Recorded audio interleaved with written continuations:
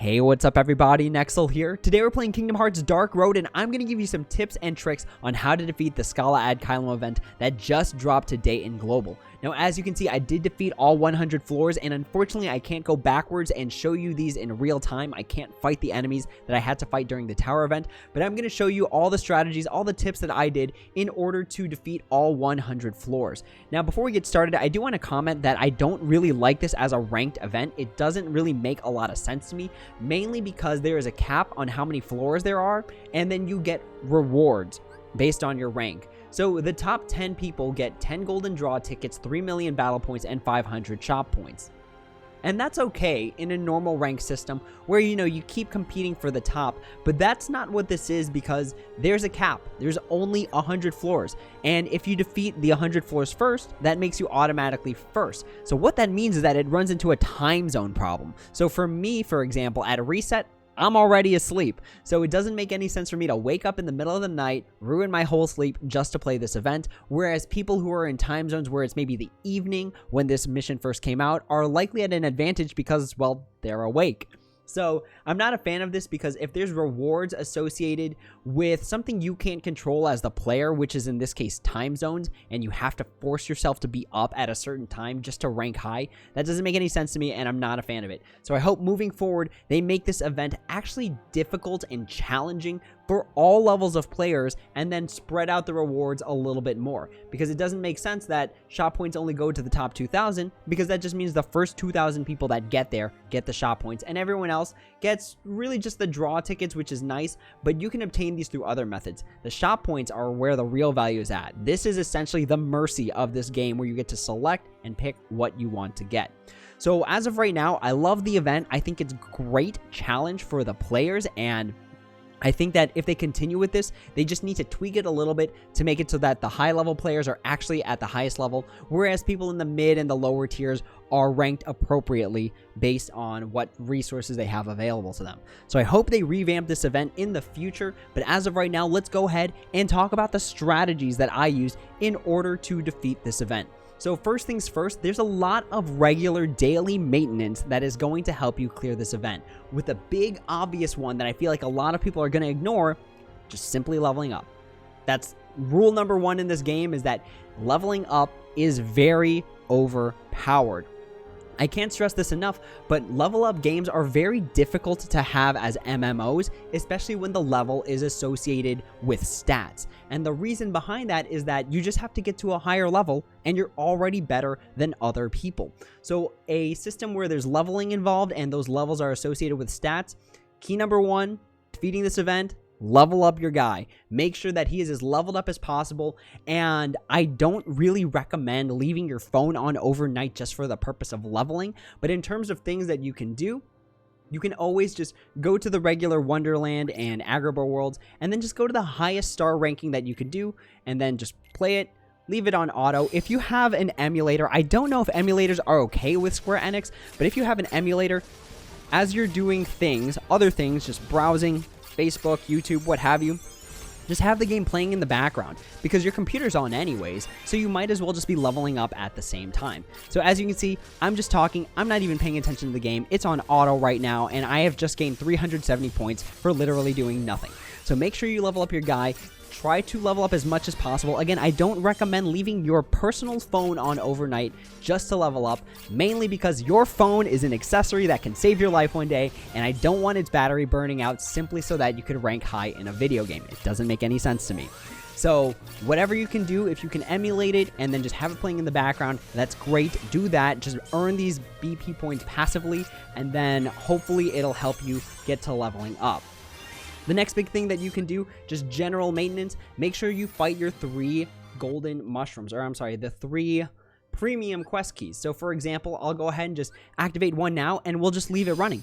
Again, leaving the game running is going to be your fastest way of gaining the battle points necessary in order to level up. And again, leveling up is tied to your stats, and your stats can make the game very, very easy. It's probably the easiest way to do better in this game that doesn't require you spending a lot of money. Rather, you're just spending a lot of time.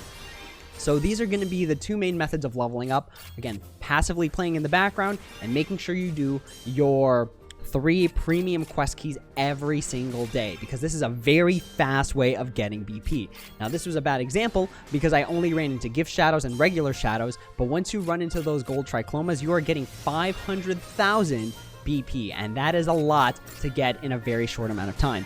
As you can see, this has only been running for about like what, a minute at best, and we are already up 30,014 BP. So if you run into a gold tricloma, that's already 500,000. If you run into 2, that's already 1,000,000. So this is the other fast way of leveling up, probably the fastest way of leveling up in this entire game. So make sure that you do these 2 things, level up your guy, because that is going to be the fastest, most passive way in order for you to gain these levels. And again, levels, stats, good things. Alright, so once we beat this quest, the next thing that I want to talk about in terms of daily maintenance that is going to help, just do your daily free pull. I know that sounds super weird, because how is a daily free pull going to help you? So this game is a long run game. You have to be playing for a long time in order to be good as a free-to-play player, mainly because a lot of the best resources in this game are the cards, and the cards have very good utility. They have like the sub abilities, so those types of things stack very well. But if you're a free-to-play player, you likely don't get to pull very much from this game at all, because you don't get a lot of golden quest tickets, or I'm sorry, golden draw tickets. So because of that, you have to do those shop points every single day, because those shop points, or I'm sorry, the free draw eventually becomes shop points after a while. Once you get all of the basic cards and you have like 10 of each, every single pull that you do becomes shop points. And those shop points, again, are this game's version of a mercy. So if you go to the shop, you change the tab to items, and then you go to shop points, you get to select whatever card you want to fit your needs. So there's a lot of cards in this particular mission that you're going to want in order to succeed. And we will get to that in just a little bit. But in terms of daily maintenance, level up your guy and do your free pull every single day, because at some point that free pull stops being cards and it starts becoming draw points. And 4 draw points every single day over a long period of time equals out to a card that you're going to want for future events. Alright, now let's move on into the specifics of what is going to help you in this quest. Now, this game, since its inception, has made a lot of improvements and added a lot of new mechanics. So let's talk about how those all integrate. With the first one being the crafting part. So you're going to fight a lot of high tier enemies, especially at the very end, where these accessories are going to become absolutely vital for you to succeed. With the biggest ones that I used personally going to be the Blizzaga ring. So if we go down to here, I believe I can't even make any more.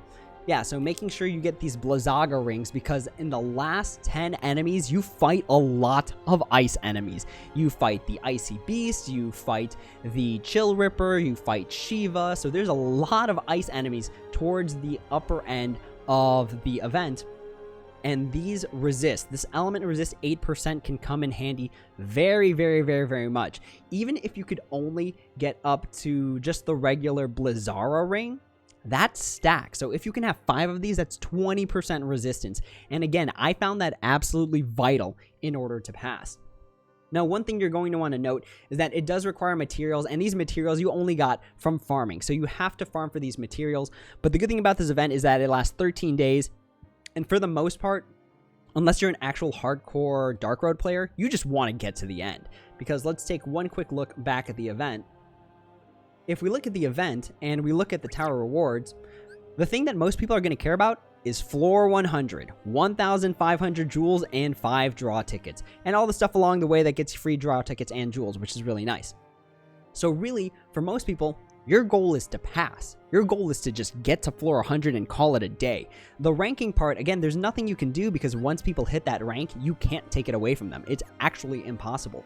So unless you really care about Dark Road, the rewards don't really matter for the tower itself. It's more about climbing the tower, completing these floors, rather than actually ranking. So one more thing, when we look at the ranking, we look at the ranking rewards. This is all Dark Road stuff. This has nothing to do with Union Cross whatsoever. So if your whole point in Dark Road is to gain jewels, like a lot of people it is, you don't really care about the ranking. Again, you just want to get to floor 100 and beat it. Alright, so moving back to the accessories, one thing to note is that even if you have all the rest of the stuff, you're going to need mithril stones in order to get this Blizzaga ring.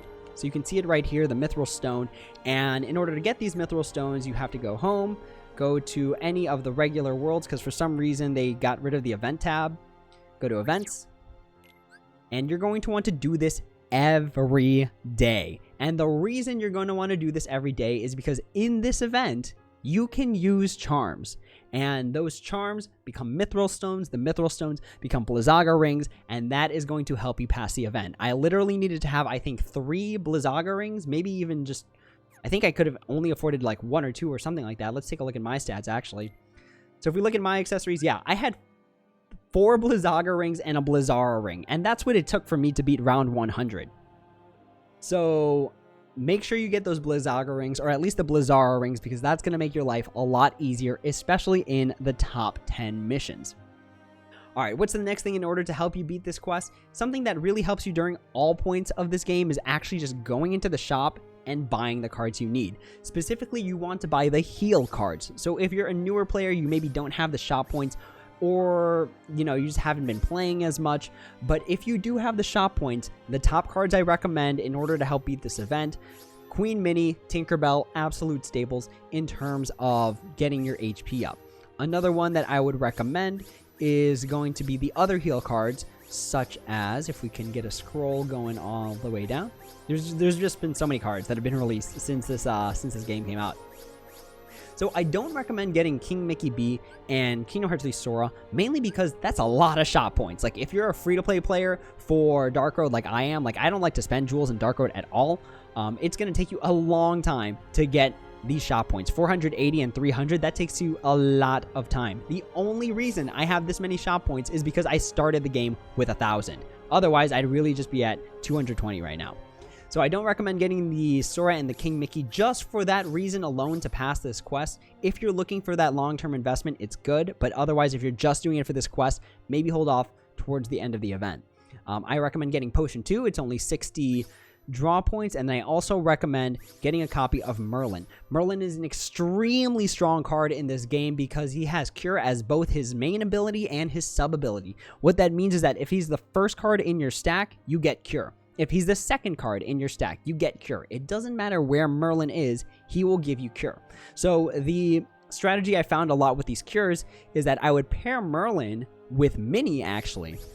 So I would have a card stack that looked like Minnie, followed by Merlin, followed by some other blue card. And I would restore like 400, 500 HP, pretty much bringing me back up right away to almost maximum HP. So I recommend Merlin a lot. I recommend Minnie if you don't have her already, and I recommend Tinkerbell as well as Potion 2. I don't also recommend Hades because Hades as a heal card doesn't make any sense because he's going to make you lose, because part of Hades' effect is that he consumes 50% of your HP. Like, what? I'm sorry, Hades doesn't heal you, but 50% of your HP? That's a crazy amount of HP to lose. HP and defense in this game and being able to live just AFK is absolutely vital to passing in Dark Road. So Hades, definitely don't recommend equipping that card, especially in the higher tiers, even if a lot of the enemies are ice anyways. Alright, so the next strategy is something that I actually have to give full credits to Damo for, because the first time I ever saw this was in one of his videos. So that's going to be the pause strategy. So essentially what the pause strategy is that whenever your cards load at the bottom, so as you can see, all 5 of my cards are loaded, right? Alright, so what you do is that whenever they load, you just pause. You pause the game right here by hitting options, and then you see what cards are available to you. So as you can see, I have 5 cards, 2 blue ones, and then 3 blue ones and 2 red ones. So when I'm looking at this, I can assess all my options. I can be like, all right, you know, this is a good turn to cast Cure because I could just go blue, blue, blue, and that is Cure with the ×2 multiplier.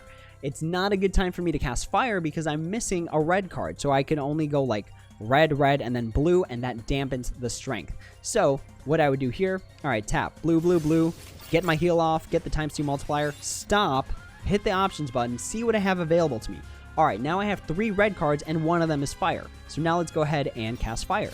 Alright, my cards reloaded, and now I can see what I have. Nothing really good, so in this case I would cast something like Shell. So I would go shell, and then 2 other cards just so I could get the shell off. So this is just the pausing option, and it's really useful for assessing your options, especially since the enemies towards the end are really fast in terms of getting their options out.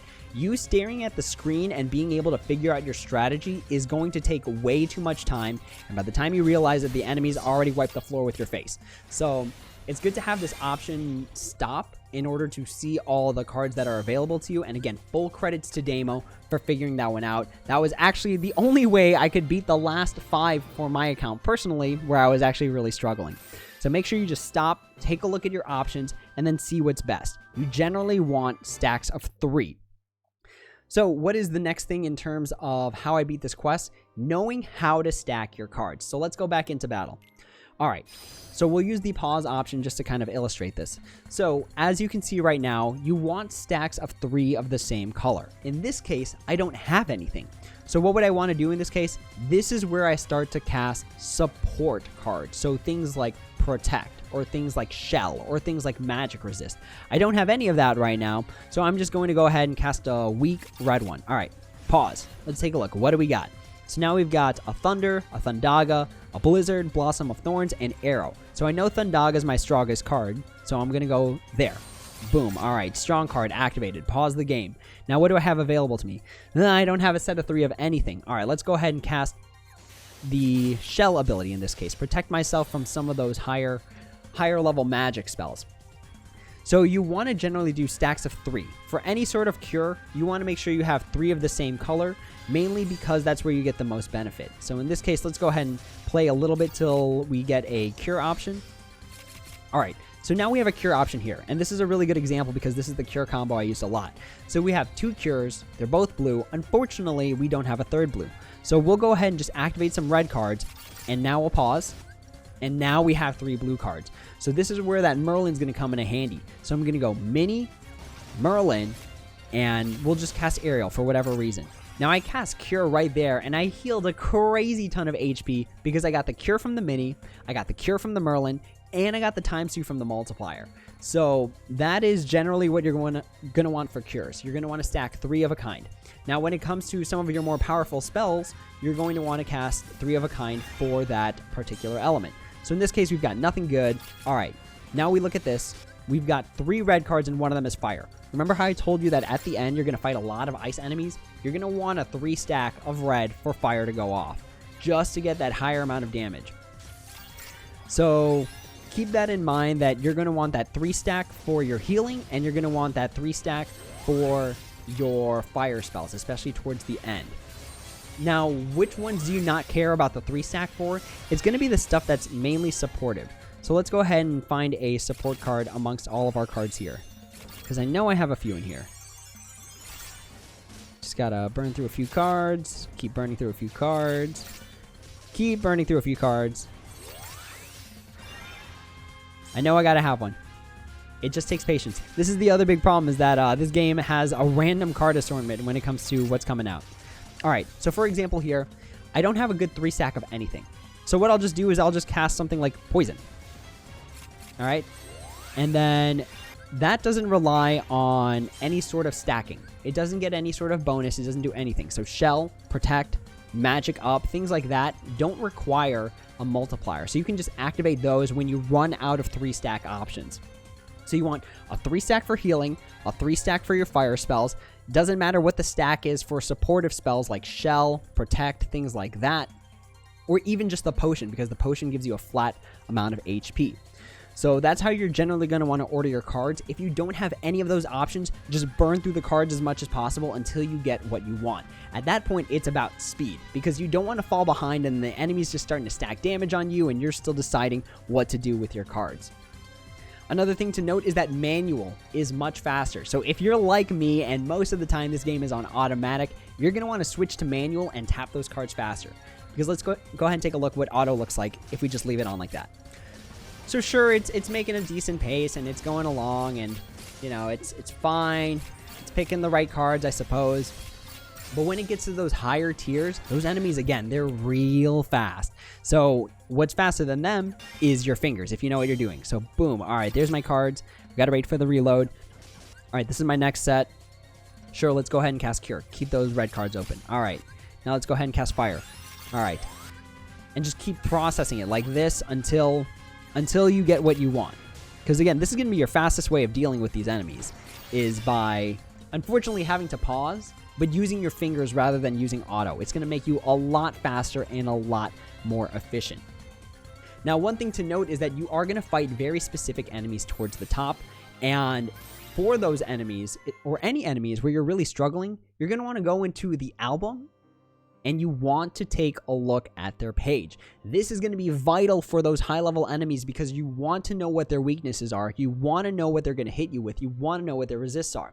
So, for example, I know for sure we fought one Margoyle at the top end. We fought just one. So it is a Heartless. It does an attack that does physical plus poison. All right, boom. There's the poison. We might want to have an Alice card in order to dispel that poison. All right, so it's got greater physical plus defense down. All right, that's not good because now we know we have to have something sort of defensive like Protect. So already we have 2 cards set. So we have Protect, we have Alice. It has resistance to water and lightning. So we want to stray away from using water and lightning cards. So what does that mean? We can use fire, we can use wind. It has immunity to poison, so don't bring anything that casts poison like the Hag. And then it has weaknesses to wind and light. So bring in the cards that have wind and light. So looking at the stat page for the enemy gives you hints about what cards to bring in. Don't think that you can just use the same setup every single time and it's going to win every single time. You want to tailor those setups to make sure you are hitting the enemy for weakness and blocking against what you can. So in this case, the cards that I think of when I see this enemy page, I think of Alice to help us with the poison. I think of Goofy to give us the Protect. I think about Nominee or the Green Emerald, or I'm thinking of what other cards have wind, like Kingdom Hearts 3 Sora. So looking at the enemy stat page really gives you a heads up as to what cards to bring in. So as another example, I know I fought Shiva twice in that event. All right, so its attack is magic. So that Protect, that Goofy, isn't going to help us. What's going to help us now is Donald, who casts Shell. All right, so it's resistance to lightning and wind. Don't bring any lightning or wind. All right, has a resistance to non-element. So if it's got neutral element, it's not going to be doing as much damage. So really, you got to ask yourself, what cards do you bring in? Fire. Weakness to fire, and that means that you want to bring in your Red Nocturnes, you want to bring in your Mushus, you want to bring anything that casts fire except for Hades, because Hades will get you destroyed in this event. So really look at the stat page, really know your cards and what you have available to you, and then decide which ones you bring into the fight. So those are all the tips that I did in order to defeat this event. It was a lot of brain thinking, and again, not everyone is going to rank really high, but it doesn't matter about ranking high if you don't care about Dark Road. Remember that the ranking rewards are only relevant to Dark Road. So if we go one more time to Scala at Caelum, take a look at the ranking, and then taking a look at the ranking rewards, these golden tickets, these BP points, these shop points, they don't help you at all in Union Cross. And for the most part, for a lot of players, Dark Road is just a means of getting free stuff for Union Cross. So your goal is to, within the next 13 days, do all those things that I advise you to do. Level up.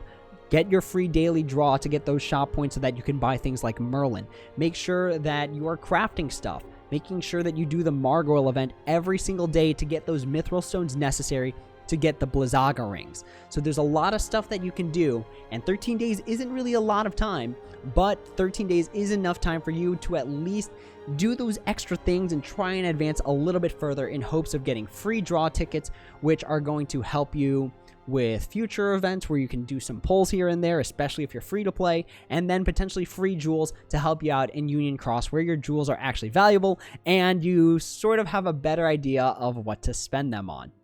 So those are all the tips that I have for defeating the Scala ad Caelum event. I hope it was helpful for some people. And if you have any further questions, please just leave a comment down below. I'd be happy to help. Again, I cleared the event and it was very, very difficult. It literally took me 2 hours to do the full event, and that last boss took me nothing short than like 15 minutes of me just pausing, seeing what my cards are. All right, what works out best? All right, let's go back in there. Fire, fire, fire. Pause. What do we got? We got a cure now. Cure, cure, cure. So it took me a long time, so don't be discouraged. try your best. Again, it's all free rewards. If you can't reach the top, it's not a big deal.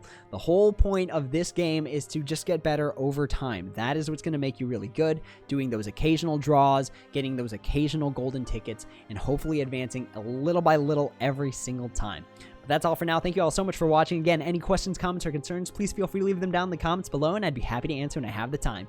If you'd like to join my Discord, get some additional help off hours, go ahead. The link is right down there. Type that into your URL, and you should be good to go. But that's all for now. Thank you all so much for watching, and as always, until next time, take it easy.